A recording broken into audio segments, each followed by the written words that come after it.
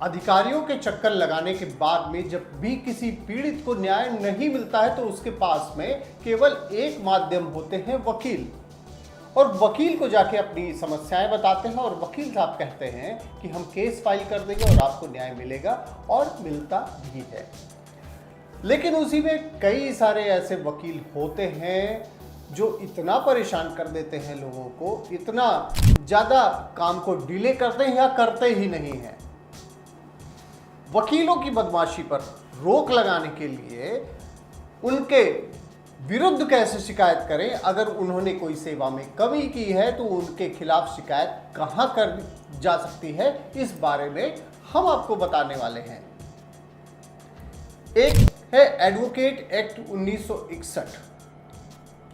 उसकी धारा 49(1)(c) के तहत आप कंप्लेंट फाइल कर सकते हैं। और सबसे बड़ी चीज़ यह है कि उसमें वकील को ये कहे गए हैं कि उनको क्या क्या करने हैं, और अगर उसका वायलेशन करते हैं तो इस धारा में आता है। और general power of the Bar Council of India to make rules, ये 49(1)(c) है। अब सबसे बड़ी समस्या ये रहती है कि वकील को तो आपने पूरी बात अपनी बता दी, क्योंकि अगर क्लाइंट अपनी बातों को नहीं रखता है, वकील साहब के सामने पूरी बातों को नहीं रखता है, तो बाद में ये कहने को होता है कि आपने किसी भी फैक्ट को छिपाया है। क्योंकि जब कोई केस वो हार जाते हैं तो सारा ठीकरा आप ही के ऊपर फोड़ देते हैं, भले उनके ही उसमें कोई कमी हो। तो इसलिए जब भी कोई आप एडवोकेट रख रहे हो तो ये बात ज़रूर ध्यान में रखें कि जिसको आप रखने जा रहे हैं उसका ट्रैक रिकॉर्ड क्या है। क्योंकि आप ये मान के चलिए कि जो अच्छे एडवोकेट्स हैं, जो न्याय दिलाने का काम करते हैं, उनके वजह से ही न्याय में आस अभी भी बची हुई है।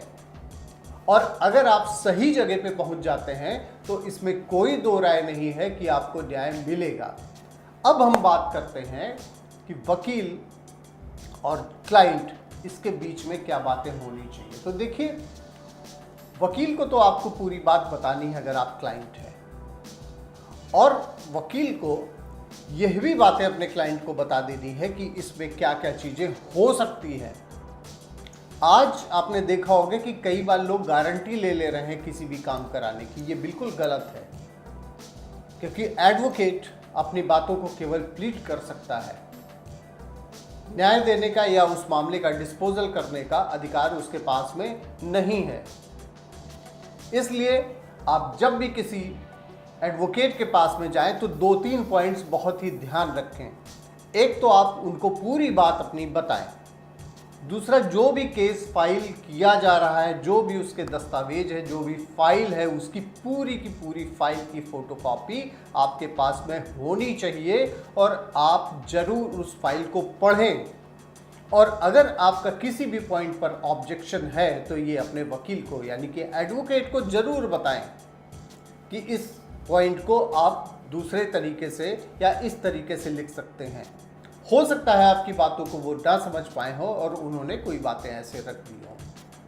कई सारे केसेस ऐसे भी होते हैं जिसमें बाद में पता चलता है कि आपके बिहाफ पे, क्योंकि आप तो जाते हैं पूरा भरोसा करके साइन कर देते हैं, और उसमें प्लीडिंग ऐसी होती कि बाद में उल्टा आप ही के ऊपर पड़ता है।